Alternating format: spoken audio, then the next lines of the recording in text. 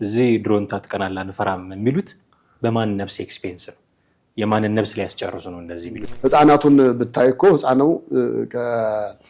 ሌላ የፍቅር ዘፈን ከምትለው ወይ ደግሞ ሌላ ማህበራዊ ጉዳይ ላይ ከምትለው በርተጋዳ ላይ ይቀለዋል። ለህዝብ ጥቅም ቆሟል የምትለውን አንድ የወታደር ስብስብ የጥይት አረር ፊት ማግደኸው አንተ ወርቅ ንግድህን የምታጧጡፍ ከሆነ ለአንተ ነው እየሰራ ያለው ለህዝብ አይደለም ማለት ነው። ምግበይ እንደዚህ አድርጓል ይሄን ተናግሯልና ተጠንቀቁ የትግራይ ወጣቶች ብለህ ሄደህ እዛ ባለው መንገድ ያለውን ነገር እንኳን ልናገር ብለህ ብትል አይ ለህክምና ነው ሄደው ይሄ ሀብት ንብረት ገንዘብ የለውም በቃ የትግራይ ህዝብ ነው የሚል ምንድነው? በዚህ ባለሀብትና በአቶ ጌታቸው ረዳ መካከል ያለው ነገር የከሌ ልጅ ታጋይ የተባለው ጀግና ነው እንደዚህ ሄዶ እንደዚህ በደንጎላ ኮሎኔል ማራኪ በድንጋይ ኮሎኔል ማረክን ብለው የሚሉትን እንትንና በሃይላንድ ማረክን የሚሉትን ጫዋታዎች ተረቶች እዛ ከገጠር ውስጥ እንዲሰርጽና ከዛ ጀምሮ ወጥቶ እንዲመጣ ነው ያደረጉትና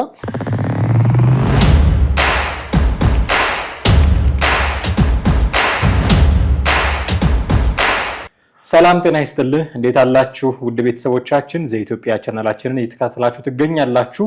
በወቅታዊ ፕሮግራማችን ቴዎድሮስ ካሳና ማህደገፋ ወደ እናንተ መተናል። የዛሬ መወያያ ርዕሳችን የጀነራል ምግበይ ንግግር ነው። ጀነራል ምግበይ የጸረ ድሮን ታጥቀናል የሚል ንግግር ተናግረዋል። እንዲሁ ለሕክምና ደግሞ ወጣ ብለው ነው የተመለሱት የሚሉ መረጃዎችንም እየሰማን ነው። ከዚህ በተጨማሪም ደግሞ ስዊዘርላንዳዊ ባለሀብት በትግራይ እና የአቶ ጌታቸው ረዳ ጉዳይ ምንድናቸው የሚሉትን እያነሳሳን ቆይታ እናደርጋለን። እስከ ፕሮግራማችን ፍጻሜ ድረስ አብራችሁን ቆዩ። ቴዲ እንዴት አለ? እንዴት ነው? ሰላም ነው? ሰላም ነው አለ። ጸረ ድሮን ታጥቀናል ብለዋል ጀነራል ምግበይ ኃይለ እናነሳለን። እሱን ግን የት ነበሩ? ታማው ለሕክምና ወጣ ብለው ነበረ የሚሉ መረጃዎች አሉ። አዎ እንግዲህ አሁን የወጣው መረጃ ላይ የጀነራል ምግበይ በልብ ህመም አንድ ሰሞን ከሚዲያ ጠፍተው ነበር። ታስታውስ እንደሆነ በተለይ በአንድ ወቅት እጃችንን ብንሰጥ በየተራ ያስሩናል የሚል ስጋት የተቀላቀለበት ንግግር በሰፊና ትልቅ አዳራሽ ውስጥ ሲናገሩ ተሰምተው ነበረ። ከዛ በኋላ ደግሞ ለረጅም ጊዜ ጠፍተው ነበረ፣ በወራት በሚባል ደረጃ ማለት ነው። እና ጀነራሉ እንግዲህ ዩናይትድ አረብ ኤምሬትስ በስማቸው በወቅቱ በስልጣን ላይ በነበሩበት ወቅት የገነቡት ትልቅ ሁለገብ ሞል አለ ተብሎም ተነግሮ ነበረ። አንደኛ ያንን ሞል አሁን ወደ በወንድማቸው ስም አደረጉ ነው የወጡ መረጃዎች የሚያመለክቱት። ሌላ ሁለተኛው የልብ ሕክምናቸውንም በዛው ታክመው ጨርሰው ሁሉን ነገር እንግዲህ በውጭ በኩል ያሉትን ነገሮች አስተካክለው ነው መጡ። በሱዳን በኩል ነው እንደወጡ እየተነገረ ያለው። የሱዳን መንግስት ብዙ ጊዜ በተለይ ከሀገሪቱ አለመረጋጋት ጋር በተያያዘ አንደ ከኢትዮጵያ መንግስት ጋር አንደ ከህወሓት ጋር እየሆኑ የሚሰሩበት ሁኔታ አለ። በእርግጥ ሱዳን ለነሱ አዲስ አይደለችም። እነ መለስ እነ ስዩም መስፍንንም ስታስጠልል እንደገና ወደ አውሮፓም አሜሪካም በሚሄዱበት ጊዜ መነሻቸው ሱዳን ነበረች። ፓስፖርታቸውም ሙሉ ዶክመንታቸው በሱዳን ነበር የተሰራ የነበረው እና አሁን ታስታውስ እንደሆነ ስዩም መስፍንም አንድ ጊዜ ከሱዳን ወደ ኢትዮጵያ ስትመጣ አውሮፕላኗ አየር ላይ ልትፈነዳ ነበር ምናምን ብለው የተናገሩት አለና ያ ጊዜ የጥንት የነበረ ግንኙነታቸውን ነው አሁንም ይሄኛው ጀነሬሽን እያስቀጠለው ነው ማለት ነውና እዛ ነው እንግዲህ ሄደው መጡ የሚሉ መረጃዎች እየወጡ ያሉት። እንግዲህ ሱዳን መንግስት ያው በአንድ በኩል በኢትዮጵያ መንግስት ጋር ሆኖ የሚሆነውን ነገር ያደርጋል። አንዳንድ ጊዜ ደግሞ እንደምታየው ወደ ህወሓት ይሆናል። አንዳንዴ ደግሞ ኦላንም እነ ፋኖንም በቃ ብቻ ባገኘው መንገድ እየሄደበት ነው ያለው። ጀነራሉ እንግዲህ ከዚህ ጋር በተያያዘ ነው ወጥተው ሄደው አንደኛ ሕክምናቸውን ሁለተኛ ደግሞ ንብረታቸውን ቦታ ሲይዘው ሸክፈው መስመር ይዘው በወንድማቸው ስም አድርገው መጡ ነው የሚባለው። ምናልባት ተስፋ መቁረጥ እንዳይሆን ያሰጋል እንጂ ስም እስከ ማዞር ሌሎች ነገሮች ጋር እዚህ ልሰዋ እችላለሁ ብለው ሰግተው አዎ እሱ ነው እንግዲህ አንደኛ ልሰዋ እችላለሁ ነው። ሁለተኛ ደግሞ ከዚህ በኋላ ከተያዝኩም ጥያቄዎች ሊመጡ ይችላሉ ነው። የማይቀር ነገር ይኖራል። ያው በተለይ ከወርቅ ንግዱ ጋር በተያያዘ ያላቸውን ሀብት ንብረት መያዙ መቆጠሩ አይቀርም። በዛ ጊዜ እንግዲህ ያው እሳቸውን ብትጠይቃቸው በላቤ ነው ሊሉ ይችላሉ ወይ ደግሞ የኢትዮጵያ ሕዝብ የሰጠኝ ነው ሊሉ ይችላሉ። ጄኔራል በምን ላቡ ነው ይሄን ሁሉ በየትኛው ደሞዙ ነው ብለህ ነው የምትለውና ያን አይነት አካሄድ ነው የሄዱትና የማስፈራራት ነገራቸው ላይ ትንሽ ወጣ ያለ ነገር እንዳለና የጦርነቱን ማይቀር ነገር ይሄ ድሮን ምናምን ያሉት ላይ ግን አሁን እዚህ ዱባይ ሄደው የገነቡትን ሞል በወንድማቸው አዙረው ከተመለሱ ጥያቄ መነሳት መጀመር አለበት። እዛ ሄደው ያስተካከሉትን አስተካክለው መጥተው እዚህ ድሮን ታጥቀናል አንፈራም የሚሉት በማን ነፍስ ኤክስፔንስ ነው? የማንን ነፍስ ሊያስጨርሱ ነው እንደዚህ የሚሉት? አሁን መቼም ምልክቶች አሉ። ትግራይ ክልል ውስጥ ወጣቱም ወደ አዲስ አበባ ይጎርፋል፣ እምቢተኝነቱም አለ፣ እንደ ድሮ አይደለም እንደዚህ። ይሄ ደግሞ ሌላ ጉዳዩን ማቀጣጠያ ነገር ነው። ምክንያቱም ጀነራሎቹ እንዲህ ናቸው። ባለፈው 1-3 ናቸው ምናምን ጀነራሎች ወደ አዲስ አበባ መጥተው ነበር እና ጀነራል ጎሽ ገብረ እንደዚህ ጨምሮ እነሱ ሲመጡ እኔ ኤክስፔክት አደርግ የነበረው ጀነራል ምግቤ ምን ይላል ብዬ ነበረ እና ለካ አንተ እንዳልከው ልቡን ሊታከም እና የልቡን ስጋትም ደግሞ ሊያስታግስ ነው የሞሉን እዛ ሄዶን ዝምታው ገርሞኝ ነበረ። ምክንያቱም ተናጋሪ ነው እንደምታውቀው፣ በጣም ተናጋሪ ነው። ደግሞ ስሜታዊ ሆኖ ነው የሚያወራው። ሰውነቱ እየተንዘፈዘፈ እንደዚህ በጣም ያኔ የደሞዝ ጥያቄ ያለን ብለው ወታደሮች ሰልፍ የወጡ ጊዜም አይተነዋል። ወጥቶ ከጠባቂዎቹ ጋር ለማረጋጋት ሲሞክር እንዴት ይናገር እንደነበረ እና እነዚህ ጀነራሎች ወደ አዲስ አበባ ሲመጡ እንዴት ዝም አለ ምናምን በቃ ወጥቶ እነዚህ የመንግስት ቅጥረኞች ናቸው ወይ ደግሞ የነጌታቸው ረዳጅ ያለበት ምናምን ይላል ብዬ እጠብቅ ነበር እና ዱባይ ሄዶ ከሆነና ይሄን አስተካክሎ ከመጣ ይሄውን ትልቅ ምልክት ነው ለትግራይ ክልል ላሉ ሰዎች ትልቅ ሲግናል ነው። ሄደህ አንተ እንደዚህ አድርገህ ነው የመጣው እኛን ምን አድርጉ ነው የምትለን? ድሮን ታጥቀናል፣ ጸረ ድሮን ታጥቀናል። ድሮን አልታጠቁም፣ ጸረ ድሮን ታጥቀናል ምናምን ብሎ እንግዲህ ጦርነት ማፋፋም ነው ይሄ። ማንንም አንፈራችሁም እኮ ነው በየጊዜው እየወጣችሁ ቃለ ምልልስ ያደረጋችሁ አታስፈራሩን ነው የመረጃው አስኳሉ እሱ ነው። እና እዛ ሄዶ የራሱን ቤት የራሱን ህንፃ ከወንድሙ ከምኑ ጋር አመቻችቶ እየመጣ እዚህ መጥቶ ጸረ ድሮን ታጥቀናል ቢል ከዚህ በኋላ ጆሮ ልንሰጠው የሚገባ ጉዳይ ነው ወይ? እንግዲህ አሁን ይኸውልህ ትግራይ ውስጥ ያለው ፖለቲካ አሁን እዚህ መሀል ከተማ ካለው በተወሰነ መንገድ የተለየ ነገር አለው። አንደኛ ህዝቡን አብዛኛውን በህወሓት ቅኝት ውስጥ የመቃኘት ኑሮ ነው ለረጅም ጊዜ የነበረው። ኢቭን የኢትዮ ኤርትራ ግጭት ጊዜ ገና 90ዎቹ መጀመሪያ ላይ እኮ የሚገርምህ ያን ጊዜ እንግዲህ ትንንሽ የነበረው ጄኔሬሽን ነው አሁን ወጣት ሆኖ አንዳንዴም ከህወሓት ጎን አንዳንዴ ደግሞ ጭራሽ ለህወሓት አንዋጋም የሚል እሳቤ የምታየው ያ ትውልድ በዛን ወቅት ህፃን በነበሩበት ወቅት ምሽግ እንዴት ይቆፈር እንደነበረ አይቷል። በየቀኑም እየቆፈረ ነው። ለምን ያን ጊዜ የሻቢያ ጀቶች የመጡ በኤኒ ታይም ሊሆን ይችላል፣ በማንኛውም ሰዓት ሊሆን ይችላል፣ አይታወቅም። ብቻ በፈለገው ሰዓት መጥቶ ቦምቡ ጥሎ ወይ ደግሞ የሚመታውን ቦታ መጥቶ ይሄዳል። በዛን ጊዜ ብዙ ወጣት በዛን ጊዜ ልጆች የነበሩትን ምሽግ እንዴት እንደሚቆፈርና የጀት ድምፅ ሲሰማ እንዴት ሮጠው እዛ ጉድጓድ ውስጥ መግባት መቻል እንዳለባቸው እየተነገራቸው ነው ከታች ጀምሮ ያደጉትና የመጡት። ስለዚህ ያን ጄኔሬሽን መዝናኛ ነገሮች እንዳያይ፣ ሌሎች ማህበራዊ ጉዳዮች ላይ እንዳይዞር፣ ነገሮች ሁሉ ከፖለቲካ ቅኝት እንዲሆኑና የትግራይ ህዝብ መድህን የሆነው መድኃኒት ህወሓትና ህወሓት ብቻ እንደሆነ እያደረጉ ነው ያመጡት ያለው። በተለያዩ ጊዜያት በተፈጠሩ ጦርነቶችና ግጭቶችም ህፃናቱን ብታይ እኮ ህፃኑ ከሌላ የፍቅር ዘፈን ከምትለው ወይ ደግሞ ሌላ ማህበራዊ ጉዳይ ላይ ከምትለው በርተጋዳ ላይ ይቀለዋል። ያን ነው እየሰማ የሚያደገው እና በዛ ቅኝት የማስኬድ ነገሮች ነበሩ ከዛ ጀምሮ አሁን እስካለው ድረስ። ጎረቤት እኮ መጥቶ የሚያወራህ እኮ አንድ ስለ ፖለቲካ ያወራል፣ ሁለተኛ ከፖለቲካ ውጭ ካወራህ የከሌ ልጅ ታጋይ የተባለው ጀግና ነው እንደዚህ ሄዶ እንደዚህ በደንጎላ ኮሎኔል ማራኪ በድንጋይ ኮሎኔል ማረክን ብለው የሚሉትን እንትንና በሃይላንድ ማረክን የሚሉትን ጨዋታዎች፣ ተረቶች እዛ ከገጠር ውስጥ እንዲሰርጽና ከዛ ጀምሮ ወጥቶ እንዲመጣ ነው ያደረጉትና አሁን ምን ልልህ ነው የሚያነሳሁልህ ምግበይ እንደዚህ አድርጓል ይሄን ተናግሯልና ተጠንቀቁ የትግራይ ወጣቶች ብለህ ሄደህ እዛ ባለው መንገድ ያለውን ነገር እንኳን ልናገር ብለህ ብትል አይ ለሕክምና ነው ሄደው ይሄ ሀብት ንብረት ገንዘብ የለውም በቃ የትግራይ ህዝብ ነው የሚል ህወሓት በነገራችን ላይ ጀነራል ችግር የለበትም ባንዴ 30ዎቹን ጀነራል ሊያደርግ ይችላል በአንድ ጀንበር ማለት ነው የታወቀ ነው በተለይ ስልጣን ላይ በነበሩበት ወቅት መከላከያ ውስጥ የነበሩት ብቻ አይደለም መከላከያ እዚህ እንደው ደብረዘይትና እዚህ መሃል ጦር ኃይሎች ጋር ያለው ብቻ አለ በየድንበሩ ያሉት ጋርም ስታይ በሙሉ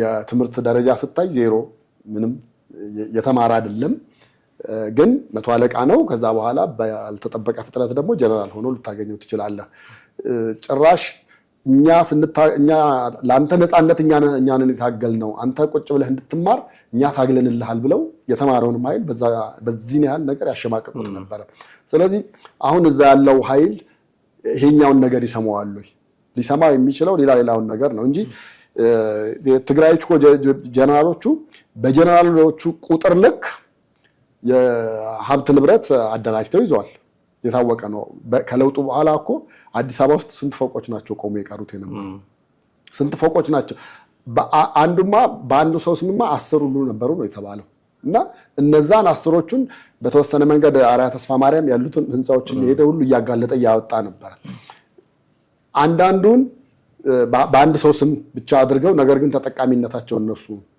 ድለላ ውስጥም ሳይቀር ገብተዋል ድለላ ውስጥ አሁን የኬኬ ብሔራዊ ቲያትር ጀርባ የነበረውን ሰውየውን ግለሰቡን ባለ ሀብቱን ካሰሩት በኋላ ማረሚያ ቤት ከፍተኛ ስቃይ ያሰቃዩ ከዛ በኋላ በመሃል አሳራቂ የተባለ ኃይል ሄዶ ምንድነው ያለው ከእስር ቤት እኛ እንድትወጣ እናደርጋለን አንተ ግን ለአንዱ ባለ ሀብት ህንጻው የሼር እንዲሆን አድርግ የሚል ጥያቄ ተጠየቀ ግለሰቡ ራሱ የተናገረው ነው የምነግርህ ለማን ነው ሲል ስሙን ነገሩት ለማንም አልሰጥም ማለት ለማንም ይሄ በላቤ የሰራሁትኝ ነው ይሄንን ከምሰጥ እዚሁ ቃሊቲ እዚሁ ማረሚያ ቤት ውስጥ እንዳለው በሞት ይቀለኛል የሚል መልስ መለሰ ከዛ በኋላ በጊዜ ሂደት ለውጡ መጣ ለውጡ ሲመጣ ግለሰቡ ከወጣ በኋላ ነው ይሄን የተናገረው ኢቭን በወቅቱ የገዛትን እንኳን ዘመናዊ መኪና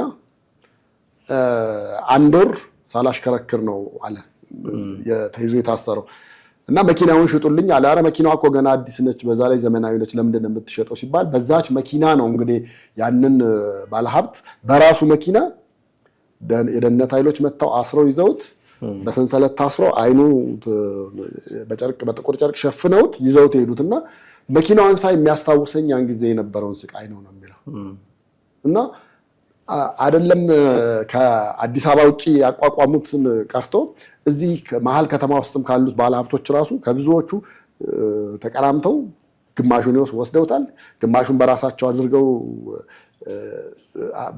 ባለሀብት ለመሆን ሞክረዋል ሌላውን ደግሞ ሙሉ ለሙሉ በአጎት ልጅ በአክስት ልጅ ምናምን እንዳለ ተከፋፈሉ አገሪቱን አጠቃላይ ተቀራምተው ነበር በኋላ እንደው ስልጣን ልንለቅ እንችላለን የሚል ስጋት ያለባቸው እነሱ ናቸው ዱባይ እና ሌላ ሀገር እስከ መገንባት ደረጃ የደረሱት ነበር እንግዲህ ይህን ሁሉ እንድናነሳ ያደረገን የጀነራል ምግበይ እንዲህ አይነት ሁኔታ ውስጥ መግባት ነው ጸረ ድሮን ታጥቀናል የሚል ነገር ጸረ ድሮን ብቻ አይደለም ጸረ ታንክ ጸረ የጦር ጀቶች አውሮፕላንም ጭምር ታጥቀናልና አንፈራችሁም አይነት ነገር ነው እነዚህ ሰዎች ሪሊ እንዲህ አይነት መሳሪያ ታጥቀዋል ብለን ማለት እንችላለን ይቻላል ለምን መሰለ አንደኛ ከሱዳን እገዛ እንዳላቸው ምንም ጥያቄ የለውም ሁለተኛ ከኤርትራ ጋርም ከቅርብ ጊዜ ሶስተኛ እኔ ጦርነቱ ሲቆም ለነሱ ግን እንዳልቆመ ነው የሚሰማኝ ለነሱ እንዴት ነው ኳስ ተጫውተህ በመሃል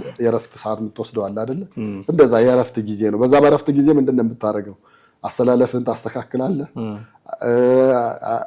አቋም ቤት በኩል የተጎዳህበትን ፓርት መጠገን መቻል እንዳለብህ እና የተወሰነ ትንፋሽ ወስደህ የምትገባበት አይነት ነገር ነው እንጂ ህወሓት ስልጣን ላይ ካልወጣ በስተቀር የሚያቆም ስላልሆነ ወይ በጦርነት እያለ የሚያቆም ስላልሆነ ለነሱ ያቺ ጊዜ የትንፋሽ ጊዜ ነች ነው ብዬምለው ይሄ ጊዜ ለነሱ ጥሩ የትንፋሽ ጊዜ የተሰጠ ነው ተዳክመው ከነበረ አሁን እንዳሉት እሳቸው በነገራችን ላይ ጸረ ድሮን ብቻ አይደለም እኮ ጸረ ታንክ አለን ጸረ አውሮፕላንም አለን ይሄ በሀገር ደረጃ አንድ ሀገር ነች ሉዓላዊት ሀገር ነች ይሄን ልትጣጠቅ የሚገባው እንጂ አንድ ክልል በዚህ ደረጃ እኔ አሁን መንግስት እንግዲህ ይሄን ነገር አይቶታል ሰምቶታል ብለን እንምንለው መንግስት አሁን ይሄን ነገር ጀነራል ባጫ አሁን ይሄን ሰምተው ሊንቁት ይገባል ብለህ ታስባለህ?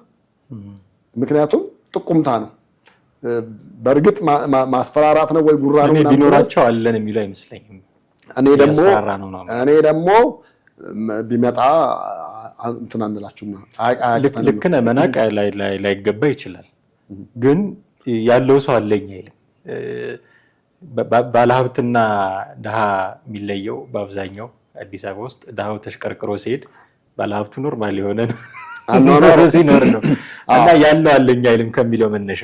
አዎ፣ ግን ጦር ሜዳ ላይ ምናልባት አሁን የኛ መንግስት በልበ ሙሉነት የሚናገረው አለ አይደለ? ድሮን አለኝ ጸረ ድሮን አለኝ ብሎ እሱ ኦልሬዲ ታወቀ ስለሆነ ተጠቅሞም ስላየ ነው። አሁን እነሱ ፌደራል መንግስት አሸንፋቸዋለሁ ብሎ ሊለን የሚችለው አንድና አንድ በድሮን ተማምኖ ነው። ለሱ ደግሞ የሚሆን አለን ነው። ከሌለህ እኮ የለኝም ብለህ ወደ ሰላማዊ መንገድ መምጣት ነው። አሁን ሰላማዊ መንገዱ መስመር ላይ ነው ያለው። 50-50 ነው። ወይ ሰላሙን መርጠህ በፒስ ሆነ ትቀመጣለህ፣ አለዛ ደግሞ እኔ እስካሁን ያሉት እኔ በእርግጥ አንዳቸው ከአንዳቸው እርስ በርስ እንደሚጠባበቁ ነው የምነግርህ። ለምሳሌ አሁን ባለፈው ሳምንት ደብረጽዮን አዲስ አበባ መጥተዋል ምናምን ተብሎ ተነግሮ ነበረ። እንኳን ወደ ውጭ ሀገር ቀርቶ አዲስ አበባ ለመሄድ በተለይ እዛ ያለው አመራር እርስ በርሱ ኮሚቴ ካልወሰነላት አትሄድም።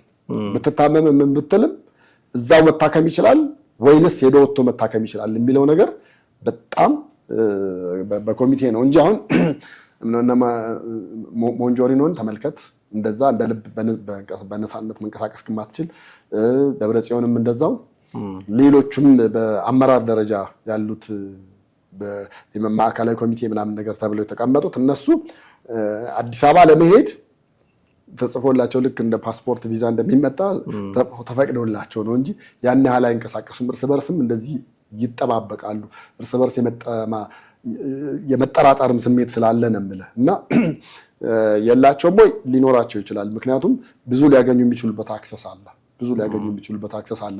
እኔ ሌሎቹን አሁን ፋኖንና ኦላን አላቸው ወይ ምናምን ብለህ ብትለኝ ነው ሲጀመር የቱ ጋር ሲያስቀምጡታል? እነሱ ተንቀሳቃሽ ናቸው አይደል? ዛሬ እዚህ ቦታ ታዲያ ዘሪውን 13 ነው ያላችሁ ገየመው መንቀሳቀስ ነው እንጂ የለውም ነው የምልህ። የኛው ግን ይዞት አጥቆ ነው። ምክንያቱም በቃ ትግራይ እኮ ግዛቱ ነች፣ ክልሉ ነች እኮ በቃ የኛ ነች ነው እኮ የሚልህ በቃ የኛ ነች ነው። ማንም ጣልቃ ገብነት ፌደራል መንግስት ከፈለገ የሰራተኛ ደሞዝ ይክፈል በጀቱን ይስጠን እንጂ ሌላ ነገር ከሱም አንፈልግም ነው። ይሄን ያህል ጊዜ ተቀምጠው እንዴት ነው ላይዙ የሚችሉት ቢለውንም ማሰብ ጥሩ ነው። ያው እኔ የጉራው የፕሮፓጋንዳው አካል ነው ብዬ ስለማምን ነው። ቲዲኤፍ የህዝብ እንጂ የግለሰብ ፍላጎት ማስፈጸሚያ አይደለም የሚል ንግግርም ተናግሯል ጀነራል ምግበይ። እንግዲህ ስለ ቲዲኤፍ ስናነሳ ራሱ ቲዲኤፍ የሚባለው ስያሜ ራሱ ልክ ነው ወይ የሚል ጥያቄ የሚነሳበት እንደሆነ ታውቃለህ። እና የህዝብ ነው ሲል ህዝብ ሪሊ መስርቶታል ወይ እና የግለሰብ ፍላጎት ማስፈጸሚያ አይደለም ሲል ደግሞ እነሱ ያዋጉ ቲዲኤፍ የሚባለውን ኃይል እያዋጉ እነ ጌታቸው ረዳ እንደተናገሩት የወርቅ ንግዳቸውን ሲያጧጥፉ የነበሩ ሰዎች ናቸው። ስለዚህ ለግለሰብ ጥቅም እኮ እየዋሉት ነው ራሱ ቲዲኤፍን እና ጀነራል ምግበይም እና የህዝብ እንጂ የግለሰብ አይደለም ሲል እነ ደብረጽዮን አይመሩትም እኛ በግል አናዘውም ነው ነገርየው። ህዝብ ለህዝብ ጥቅም ነው የቆመው ነው። ግን ለህዝብ ጥቅም ቆሟል የምትለውን አንድ የወታደር ስብስብ የጥይት አረር ፊት ማግደኸው አንተ ወርቅ ንግድህን የምታጧጡፍ ከሆነ ለአንተ ነው እየሰራ ያለው ለህዝብ አይደለም ማለት ነውና ይሄስ እንዴት ምን ያህል ተአማኝነት አለው? ሁሉም ነገር እኮ አሁን በህዝብ ስም ነው እየተነገደ ያለው ነው። አሁን ብቻ አይደለም። ለምሳሌ ህወሓት ከትግራይ ህዝብ ወጣሁኝ በትግራይ ላይ ምናምን ብለዋል አይደለ?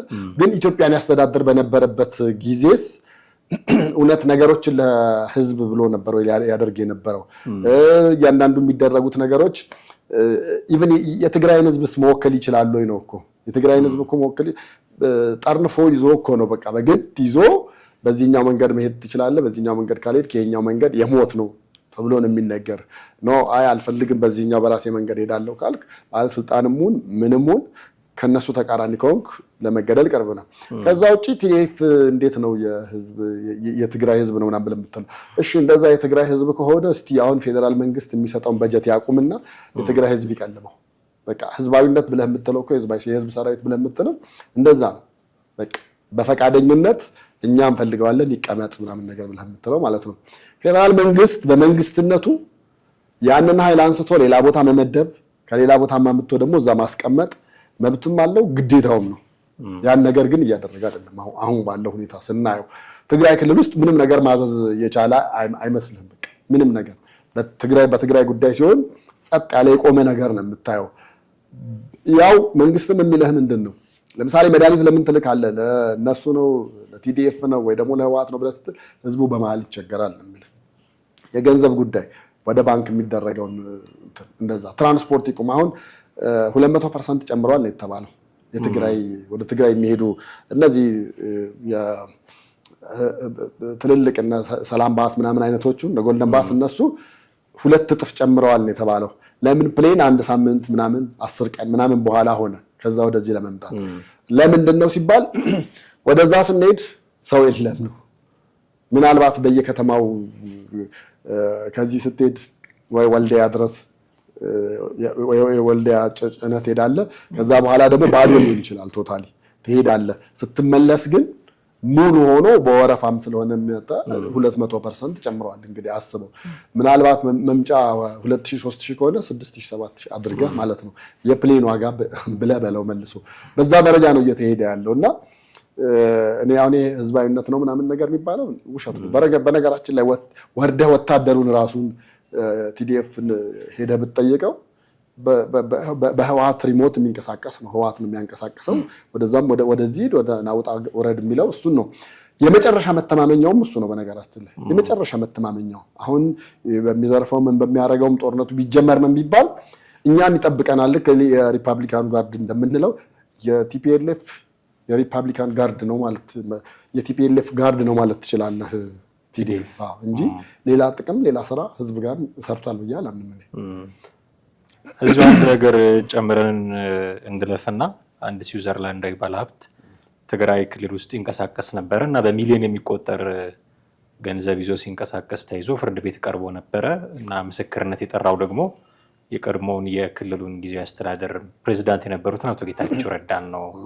ምንድነው በዚህ ባለሀብትና በአቶ ጌታቸው ረዳ መካከል ያለው ነገር?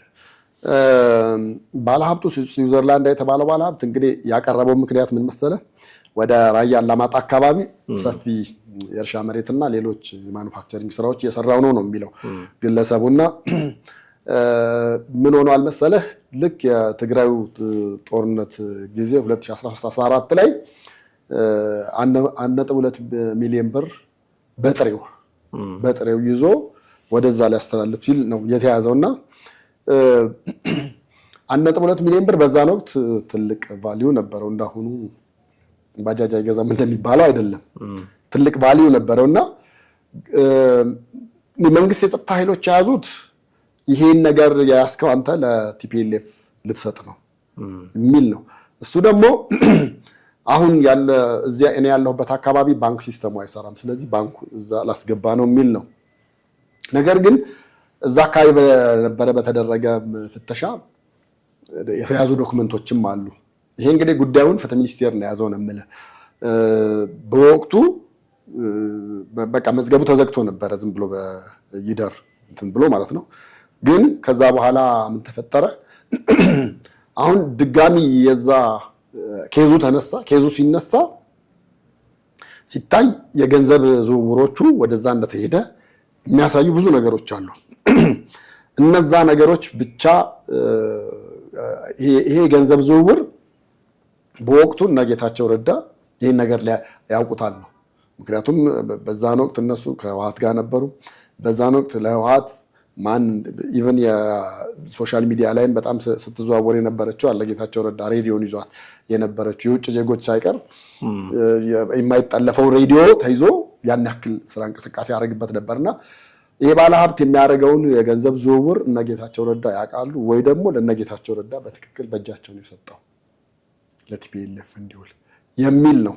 አሁን እንግዲህ ጌታቸው ረዳ ፍርድ ቤት ቀርበው ምን ይላሉ የሚለው ነገር ነው ትንሽ አነጋጋሪ ሊሆን የሚችለው። ምክንያቱም አዎ በወቅቱ ሰጥቶናል እንጠቀምበት ነበር ብለው ሰውየውን አሳልፈው ይሰጣሉ ወይንስ አይ የዛን ጊዜ ውለታ ውሎልናል እሱ ባይሰጠን ኖሮ አሁን እዚህ ቦታ እንቀመጥም ነበረ ብለው አደፋፍነው ደግሞ ነገሩን ይተውታል የሚለው ነገር በጥያቄ ምልክት ውስጥ ነው ያለውና ያ ስዊዘርላንዳዊ ተቋም ግን ህወሓትን በገንዘብ ደረጃ በጣም በከፍተኛ ገንዘብ ደረጃ የውጭ ዜጋም ስለሆነ ብዙም እንትን አይደለም የሚል ስለነበር በዛ ነው ግለሰቡ በዛ መንገድ ምላሽ ለመስጠት ሞክረዋል ለፍርድ ቤቱ። ነገር ግን ፍርድ ቤቱ ያን ነገር አምኖ ተቀብሎት በዝምታ ያልፋል የሚለው ነገር ጥያቄ ምልክት ውስጥ ነው የሚሆነውና ግለሰቡ ከዛ በኋላም በተወሰነ መንገድ ልባቸው ወደ ህወሓት ያደላል ነው። ስለዚህ አይጨክኑም ሊያደርጉት ይችላሉ የሚል ነገር ስለነበር ለዛ ነው እንግዲህ ጌታቸው ረዳ ፍርድ ቤት ቀርበው የምስክርነት ቃላቸውን ይሰጣሉ ብለን እንጠብቃለን። ወሳኙ ሰውሳቸው ናቸው የሚሆኑት። እርግጥ ነው። በጣም አድርጌ አመሰግናለሁ። ውድ ቤተሰቦቻችን እናንተም ከኛ ጋር ነበራችሁ ቆይታ እጅግ አድርገን እናመሰግናችኋለን። የዛሬው ፕሮግራማችን እዚህ ላይ እናበቃለን። ቴዎድሮስ ካሳና አማሃ ደገፋ ነበርን። በሚቀጥለው በሌላ ርዕሰ ጉዳይ እንጠብቃችኋለን። ሀሳብ፣ አስተያየት፣ ጥያቄ ካላችሁ በተለመደው መንገድ ልታደርሱን ትችላላችሁ። የዛሬውን አበቃን። ጤና ይስጥልን።